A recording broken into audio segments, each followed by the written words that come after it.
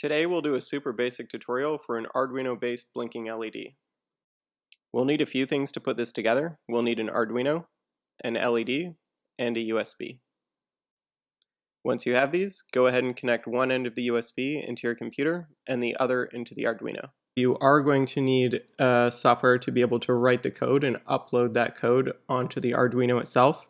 Arduino Studio is a popular option, so you can go to arduinostudio.cc, go to downloads, and based on whatever OS you have, download it for that. I'm on Mac. If you're on Windows, you can click here. Go ahead and download it for Mac, just download. And then I'll go ahead and save it and follow the prompts to install.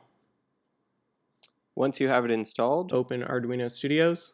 We'll go to File, Examples, Basic, and then Blink. Let's go ahead and resize this. It's pretty small.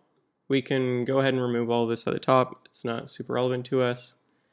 The code's basically already written for us, but let's go ahead and run through it, even if the comments sort of already explain what's going on here. So setup happens once. This runs, whatever's in this method runs once. And that happens when the Arduino is turned on, so powered on, or reset.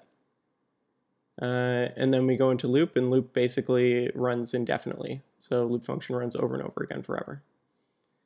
So delays it for a second. This is going to turn the built-in LED on, and this is going to turn the built-in LED off.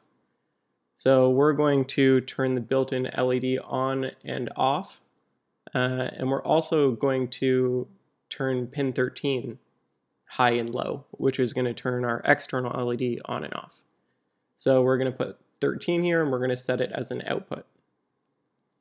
We can go ahead and copy this line and paste it right underneath, and we're just going to say the same thing. So turn pin 13 on, and then we're going to go and set the voltage back to low as defined here on pin 13. So that's it. This is going to blink our LED on board, and it's also going to blink our external LED on pin 13. So let's go ahead and upload that.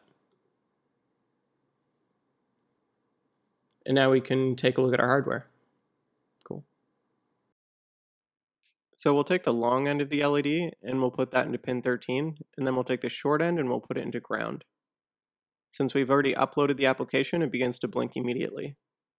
We can see the onboard LED blinking at the same time, which is what we're expecting. So if you want, you can go ahead and consider the project to be complete here.